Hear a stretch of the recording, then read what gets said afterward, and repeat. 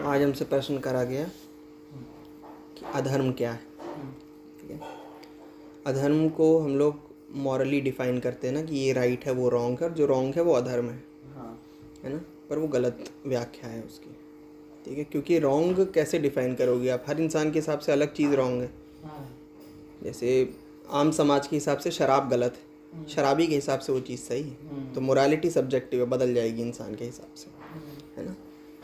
तो अधर्म समझने से पहले तो ये समझना पड़ेगा कि धर्म क्या है। ठीक है, क्योंकि आजकल धर्म धर्म बहुत चल रहा है, नाम चल रहा है सनातन सनातन सनातन। किस बात की बात हो रही सनातन में? जिस धर्म को हम जानते हैं, जिसमें ये नियम हैं, प्रक्रिया हैं और विधि विधान ये सब कुछ हैं, ये तो सनातन नहीं हो सकता।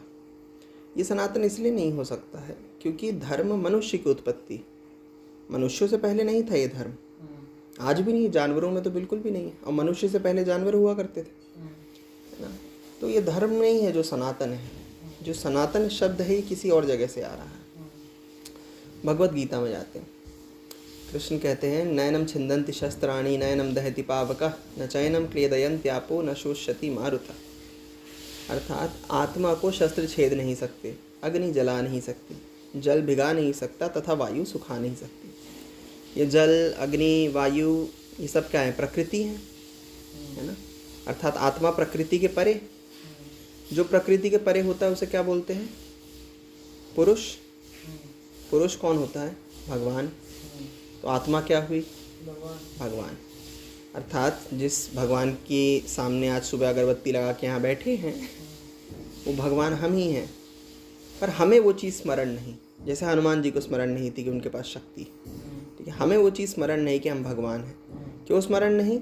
क्योंकि माया ने ऐसे शरीर में बांध रखा है कि शरीर बार बार भुलवा देता है, इसीलिए इसे माया बोलते हैं।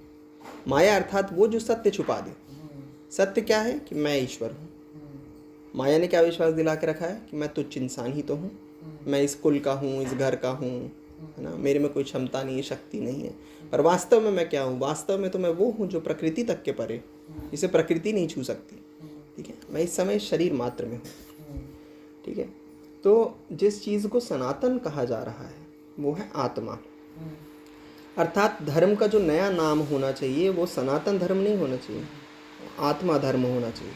और आत्मा धर्म का ऑलरेडी एक नाम है, उसे कहते हैं आध्यात्म। आध्यात्म का जब आप संधि विच्छेद करते हो तो दो शब्द आते हैं, अध्य और आत्मा। आत्मा का अध्ययन आध्यात्म है, और आध्यात्म ही आत्मा के प्रति का धर्म है। ठीक है, यानी कि आपके जो जीवन का लक्ष्य है वो वास्तव में स्वर्ग और नर्क जाना नहीं है। स्वर्ग और नर्क तो लोक हैं, यहाँ पुण्य कमाओगे, वहाँ जाओगे, वहाँ ख़त्म हो जाएगा, फिर यहीं आ जाओगे। मुक्त हो ही नहीं सकते यहाँ से। ठीक है, मुक्ति का रास्ता भगवान ने क्या दिया? मोक्ष। और मोक्ष कहाँ कैसे आएगा? आत्मा को जान जाने पे। अर्थात धर्म का वास्तविक लक्ष्य क्या हुआ? आत्मा को जानना। जीवन लक्ष्य हम सबका क्या हुआ? आत्मा को जानना। तो ये तो हुआ धर्म। धर्म का अर्थ है हर वो चीज़ जो तुम्हें आत्मा से करीब लेके जाए, जो तुम्हें आत्मज्ञान करवाए, वो सारे कर्म धर्म में आएंगे। ठीक है, अब किसी को पूजा मात्र से आत्मा की वो हो जाती है तो वो भी धर्म है, किसी को ध्यान से हो जाता है वो भी धर्म है, किसी को भक्ति से हो जाता है वो भी धर्म है। यहाँ तक कि नास्तिक तक को भी, अगर वो कोई भी ये कर्म नहीं करता पर सिर्फ दान दक्षिणा करता है बाहर, वो उचित कर्म कर रहा है जिससे उसे सब में एकता दिख रही है, वो निर्द्वंद होता जा रहा है, नास्तिक भी निर्द्वंद होता जा रहा है दान करते करते, तो वो भी धर्म है, क्योंकि वो भी उसकी निर्द्वंदता उसको एक दिन आत्मा तक पहुँचा देगी। ठीक है, तो ये तो हुआ धर्म। अब आते हैं अधर्म पर। अगर धर्म ये है कि आत्मा को जो जानने में तुम्हें सहायक हो, अगर आत्मा को जान गए वो धर्म है, तो हर वो चीज़ जो तुम्हें आत्मा को जानने से दूर करती है वो अधर्म है। सीधा एक लाइन में। हाँ, ठीक है। कौन कौन सी चीज़ें हैं जो आत्मा से आपको दूर करती हैं? माया तो पहली है। हाँ, माया से उत्पन्न होने वाले जो गुण हैं वो रजस, तमस और सत्व, क्योंकि मनुष्यों का व्यवहार इन्हीं तीनों से निर्धारित होता है। जो सात्विक इंसान होगा बड़ा ही शांत होगा, ठीक है, कोई बुरा खाना नहीं खाएगा, बहुत ही नियमित रूप से जिएगा, अनुशासन रहेगा, ये सब कुछ सात्विक इंसान। राजसिक इंसान बिल्कुल राजा की तरह होगा कि अच्छे कर्म तो कर रहा है पर थोड़ा बहुत माया में भी है, उसका मज़ा आ रहा है, उसको मांस मदिरा सब कुछ चल रहा है। ठीक है, जो तामसिक होगा वो तो धर्म से एकदम विपरीत ही होगा, दूर ही दूर, भैया हमको रहना ही नहीं है इस चीज़ में। दुर्भाग्य की बात यह है कि धार्मिक लोग भी तामसिक हो सकते हैं। अर्थात वो व्यक्ति जो रोज़ सुबह अगरबत्ती लगाता है वो भी तामसिक हो सकता है। कैसे? क्योंकि तुमने अगरबत्ती भगवान के सामने लगाई, फिर तुम उठ के अपने दुकान में गए और तुम्हारे जो कस्टमर आए तुमने उनको लूट लिया। तुम घर आए, तुमने बीवी बच्चों को मारा, दारू पिए सो गए। सुबह तुमने पूजा करी थी, जो भी सुबह तुम्हारे घर में आया होगा उसको देख के लग रहा होगा क्या पंडित जी टाइप के आदमी है भाई, धार्मिक। रात तक तुमने कितने कर्म कर डाले, वो सारे अधर्म में आ जाएंगे। ठीक है, तो धार्मिक इंसान भी तामसिक हो सकता है। अक्सर लोगों का ये रहता है कि अरे धार्मिक है तो सात्विक होंगे, ऐसा नहीं हो सकता। क्योंकि यदि धार्मिक सात्विक होते तो इतने बड़े बड़े अपराध नहीं हो रहे होते मंदिरों और आश्रमों में, जो आजकल न्यूज़ में आते रहते हैं। ठीक है, तो हर वो चीज़ जो आत्मा से आपको दूर करे वो अधर्म में आ जाती है। माया लोग कहते दूर करती है, गुण है दूर करते हैं, पर आत्मा से पास ले जाने वाली क्वालिटीज़ कौन कौन सी थी? आपके अंदर करुणा होनी चाहिए, सबको एक जैसे देखना। आपके अंदर भेदभाव नहीं होना चाहिए था। आपके अंदर समर्पण होना चाहिए था, प्रेम होना चाहिए था। इन चारों के जो विपरीत हैं वो सारे आपसे अधर्म करा देंगे। करुणा का विपरीत क्रूरता, प्रेम का विपरीत नफरत, ठीक है, समर्पण का विपरीत ये क्या बोलते हैं आत्मसम्मान, कि भैया हम तो अलग ही हैं, हमको पता है क्या है। ठीक है, और हाँ अहंकार बेसिकली। ठीक है, तो ये सारी चीज़ें जो भी आपको धर्म में जो आपको वैल्यूज़ सिखाई जाती हैं उनकी जो भी उल्टी वैल्यूज़ हैं ये सारी अधर्म है। क्यों? क्योंकि किसी न किसी को किसी न किसी प्रकार से हानि पहुंचाएंगे। जैसे करुणा का ना होना, आज इस संसार को सबसे ज़्यादा यदि हानि हो रही है तो करुणा के ना होने से ही तो हो रही है। ठीक है, मनुष्यों को न खुद पर दया है न दूसरों पर। खुद पर यदि दया होती मनुष्यों को तो अपना पूरा जीवन भाग भाग के पैसे कमा कमा के मर नहीं जाते, जीवन जीते कभी। खुद पर तो दया है नहीं, क्योंकि समाज को इम्प्रेस करना है, पैसा कमाना है, ये दिखाना है, वो दिखाना है।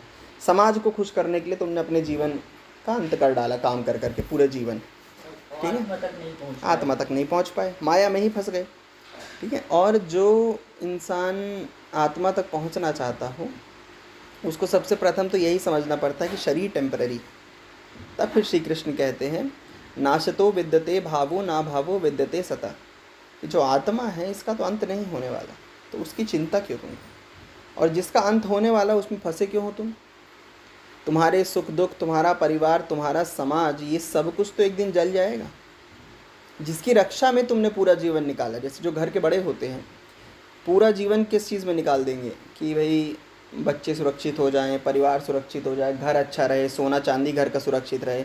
इसलिए मरते वक्त भी कई लोगों को दिमाग में यही चल रहा होता है कि मेरे घर का क्या होगा, मेरे सोने चांदी का क्या होगा। तो उसमें मोह आ गया ना उन सब चीज़ों से। उसका कारण है मोह। क्यों आया? मोह का कारण है कि आपने पूरे जीवन जिस चीज़ का विचार किया है, जो आपके मन ने रोज़ रोज़ प्रैक्टिस किया है, वही तो एंड में रहेगा ना। भाई अगर मैं अपने मन को रोज़ ओम रटाऊं तो मृत्यु के समय मेरे दिमाग में ओम चल रहा होगा, संसार चल रहा होगा, ओम चलेगा। तुमने अपने आप को पूरे जीवन क्या रटाया? संसार। मरते हुए क्या चलेगा? संसार। अब मरते हुए भी कृष्ण जी ने ऑप्शन दिया। गीता में कृष्ण कहते हैं कि भाई अगर तुम मरते समय भी मुझे स्मरण कर लो तो मेरे पास आ जाओगे। ठीक है, परेशानी ये है कि तुमने मरते समय तक दुनिया को इतना फंसा, दिमाग को इतना फंसा दिया समाज में कि तुम्हें मरते समय भी भगवान स्मरण नहीं आएंगे।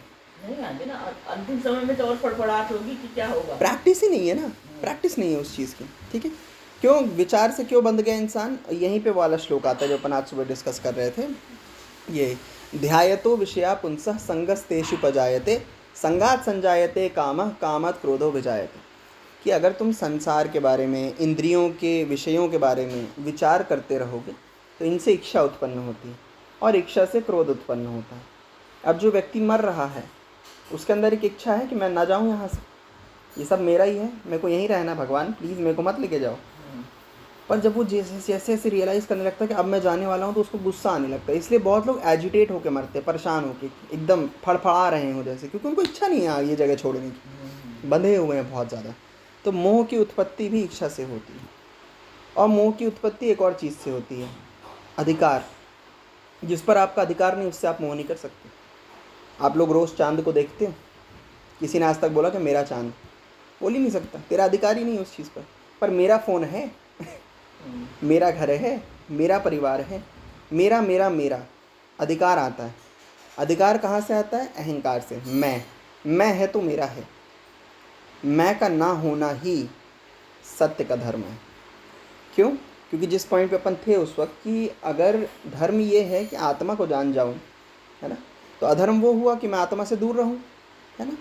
अगर मैंने अहंकार ही त्याग दिया तब तो मैं निर्द्वंद हो गया, अर्थात मैं आत्मा को जान गया, तब हुआ मुझसे सबसे ऊंचा धर्म। इसलिए जिस समय मनुष्य आत्मा को जान जाता, मैं हमेशा ये बात विचार करा करता था कि कृष्ण जी को गीता में तो युद्ध के बारे में बात करनी चाहिए थी ना।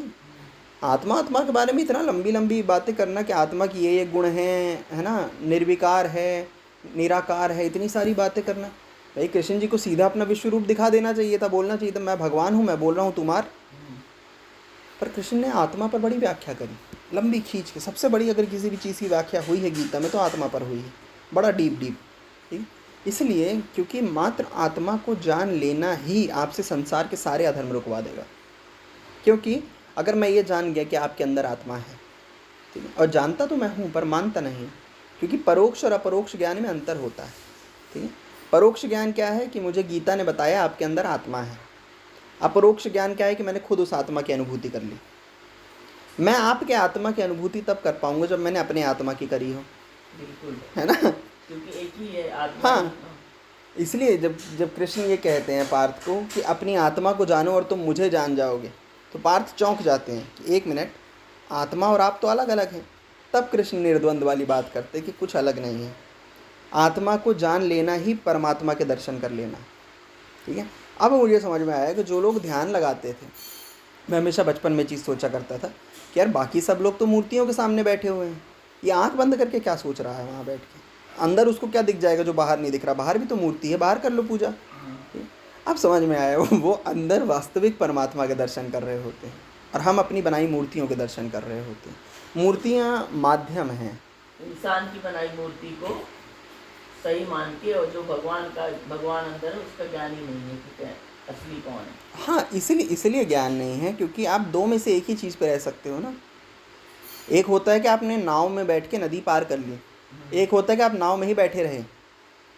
मूर्तियाँ माध्यम थी नदी पार कराने के लिए, आप मूर्ति में ही बैठे रहे, आपने उसके परे कभी सोचा ही नहीं। जबकि कृष्ण ने एक्सप्लिसिटली बोला था त्रय गुणिया विषया वेदा निस्त्रय गुणिया भवार्जुना। बेटा ये जो वेदों के विषय हैं, ये सारे तुम्हारे रीति रिवाज प्रथाएं, ये सब कुछ है, ये मूर्ति पूजन, ये सब कुछ है, ये सब 3 गुणों तक सीमित है, क्योंकि ये सब प्रकृति के बने हुए हैं ना। इनके ऊपर उठो, निस्त्रय गुणिया भवार्जुना ललकार है एक, इसके ऊपर उठो पार्थ, है ना। उसके ऊपर उठना इसलिए ज़रूरी है क्योंकि जब तक आप शरीर से ऊपर नहीं उठ पाओगे तब तक आप उचित धर्म नहीं कर पाओगे। क्योंकि अपने यहाँ पे धर्म के साथ एक प्रॉब्लम है, ठीक है, इन सारे इंसानों में, सारे धर्मों में है कि यदि आपको धर्म में नियम देना पड़ रहा है, इसका अर्थ है ना कि इंसान वो काम नहीं करना चाहता। नियम किसको देना पड़ता है? जो वो काम नहीं करना चाहता। जैसे स्कूल के बच्चे होते हैं ना, बच्चा होमवर्क नहीं करना चाहता तो टीचर नियम देती है कि होमवर्क करो नहीं मारूंगी, भय उत्पन्न करती। यही चीज़ तो धर्म करता है, ये करो नहीं नर्क जाओगे, ये करो नहीं ये होगा, यमराज भैंस लेके आते होंगे इस वक्त। ठीक है, भय उत्पन्न किया। क्यों भय उत्पन्न किया आपने? यदि आप उस व्यक्ति को बचपन से सिर्फ इतना ही ज्ञान दे देते कि ये करना क्यों गलत है, क्यों में कभी भी धर्म घुसता नहीं है। जैसे अगर मान लो कोई मुझे बोले कि भाई आप ये मत करा करिए, अच्छा क्यों? अरे वो तो शास्त्रों में लिखा है। अरे क्यों लिखा है? जिन्होंने लिखा है कुछ विचार करके ही लिखा होगा ना, कुछ तो उन्होंने देखा होगा, कुछ तो सोचा होगा, बताओ क्या लिखा है। वो तो हमें नहीं पता, आप शास्त्र पढ़ लीजिए। तो फिर ज्ञान क्यों दे रहे हो महाराज? सही बात है। हाँ, अरे कारण ही बता दो ना पूरा अच्छे से। क्यों? और कारण मनुष्यों को इसलिए चाहिए, उसका बहुत ऊंचा कारण है। कारण मनुष्यों को इसलिए चाहिए क्योंकि बुद्धि तो मेरे पास भी। अगर तुम मुझसे ये अपेक्षा रखते हो कि मैं हर नियमों का पालन करूंगा, जो भी तुम मुझे बताते हो कि ये पहनो, ऐसे करो, ये करो, वो करो, ठीक है, फिर मेरी बुद्धि का अर्थ क्या? भगवान मुझे पशु ही बना देते, बुद्धि का बना के भेजे। अपने पशुओं को तो तुम नियमित रूप से चलाते हो, सारी गैया चरा रहे हो एक साथ, बकरियां चरा रहे हो एक साथ, उनकी बुद्धि नहीं है तो वो तुम्हारे अनुसार चलेंगी। मेरी तो है, मैं भी तुम्हारे अनुसार चलने को तैयार हूँ, पर मुझे बताओ तो क्यों का उत्तर नहीं किसी के पास। इतने लोगों को मैं जानता हूँ जो यही नहीं बता पाते कि भाई मंदिरों में घंटी क्यों बजाते हैं। ठीक है, कितने लोगों से मैंने पूछा, पंडित जी जनेऊ क्यों पहनते हैं? बेटा वो तो संस्कार है। हाँ ठीक है, क्यों संस्कार है? बोले मतलब, मैंने कहा वो पहनते क्यों है, कारण क्या है, पहनने से क्या लाभ है? लाभ ये है कि भगवान की कृपा पड़ती है।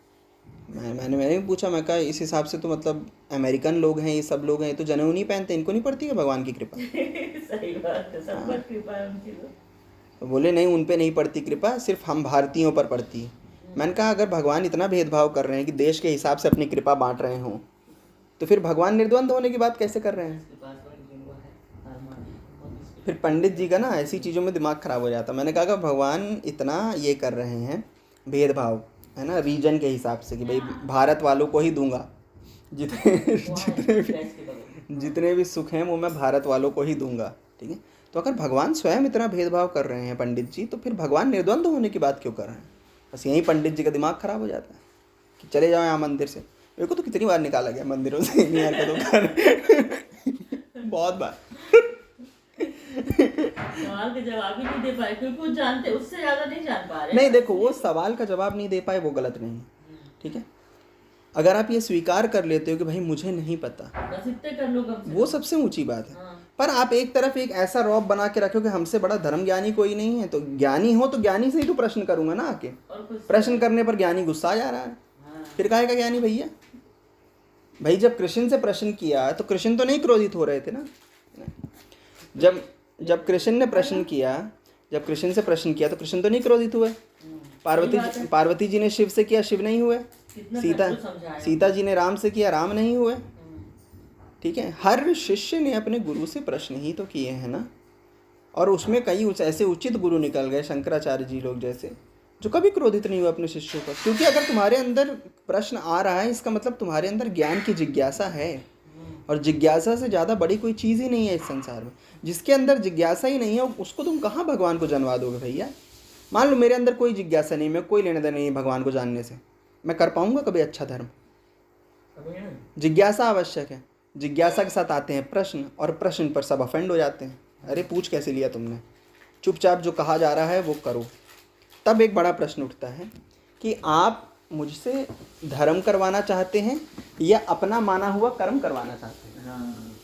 वहीं पे बहुत बड़ा अंतर आ जाता है। क्योंकि ऐसा हो जाएगा फिर कि मान लो जैसे कोई पंडित जी लोग हैं, ठीक है, उनकी अपेक्षा है कि मैं तुझे जो बोल रहा हूँ तू वो करेगा, है ना, क्योंकि मैं धर्म ज्ञानी हूँ। ठीक है मैं करूँगा, मुझे बता दीजिए क्यों। क्यों मैं अटक गए, ठीक है। और वो क्यों चाहते हैं कि मैं उनके हिसाब से कर्म करूं? क्योंकि जब कोई आपके हिसाब से कर्म करता है ना, तो आपके अहंकार में 1% वृद्धि होती है। तो देखा, मैंने बोला और इसने किया, एक श्रेष्ठता का भाव महसूस होता है कि इसने मेरी सुनी। जिसे मनुष्य वास्तव में सम्मान मानता है वो अहंकार की वृद्धि ही तो है। अब मान लो मैंने पंडित जी की बात नहीं मानी, तो पंडित जी लोग सबसे पहले जितने बार मेरे को मंदिरों से निकाला गया है, जो एक शब्द पंडितों ने कहा है वो ये कहा है कि चला जा अधर्मी। अच्छा हाँ ठीक है, अधर्मी बोल दिया मुझे, ठीक है। क्यों तुमने मुझे अधर्मी बोल दिया? सिर्फ मैंने प्रश्न किया इसलिए। यानी कि तुम्हारा अहंकार इतना बड़ा है कि तुम ये नहीं स्वीकार कर सकते कि तुम गलत थे, पर मुझे अधर्मी बुला सकते। अच्छा चलो, अगर तुम्हें ज्ञान मार्ग का नहीं पता था कुछ, ठीक है, इतना गहरा कुछ नहीं पता था, तो कर्मकांड से रिलेटेड ही बता देते। मैंने तो कर्मकांड से रिलेटेड ही पूछा था ना कि जनेऊ क्यों पहनते हैं, अगरबत्ती क्यों लगाते हैं, घंटी क्यों बजाते हैं। तुम 25 साल से कर्मकांड कर रहे हो उस एक मंदिर में, तुमको आज तक नहीं पता क्यों करते हैं और करे जा रहे हो? फिर क्या अर्थ हो? अगर आप बिना कारण किसी भी कार्य को करते जा रहे हो तो उसको आप बुद्धिमानी बोलोगे या मूर्खता? बिना जाने कोई करेगा तो मूर्खता ही है। और बिना जाने जो करेगा वो काम खराब भी कर देगा। खत्म बात। भाई मेरे को नहीं आता मोबाइल फिक्स करना, मैं खोल के बैठ जाऊं, खत्म। इसलिए जब लोग ये बातें करा करते हैं ना कि भाई इस देश में नियमित रूप से सबको जीना पड़ेगा, ये करना पड़ेगा, वो करना पड़ेगा, तो बड़ी उचित बात है कि नियमित रूप से जियो, पर नियमों का अर्थ तो दो। आज जो हम लोग की जनरेशन खास तौर से जिनका धर्म से मन उठता जा रहा है, वो सिर्फ इसलिए उठता जा रहा है क्योंकि उनको धीरे धीरे ये समझ में आ रहा है कि धर्म जिसे आप मुक्ति का मार्ग बताते हो वो तो बाध्यता बन गया बहुत बड़ा। ये करो वो करो, उससे बड़ा तो कोई बंधन नहीं है, ठीक है। और यदि आप ये कहते हो कि धर्म आपके भले के लिए बना है, तो जो मेरे भले के लिए बना है वो मेरे कष्ट का कारण कैसे बन रहा है? उसी धर्म के कारण लोगों के झंडे जल रहे हैं, लोगों के घर जलाए जा रहे हैं, मारपीटें हो रही हैं आपस में। शांति स्थापित करने वाला धर्म इतना उग्र कैसे हो रहा है? बिल्कुल। क्यों? धर्म का मतलब है शांति क्यों? स्थापित। क्योंकि जो एक चीज़ लोग भारत के बारे में बोलते हैं ना कि यहाँ पे तो हर इंसान अपने हिसाब से धर्म करता है, बस वही गलत है।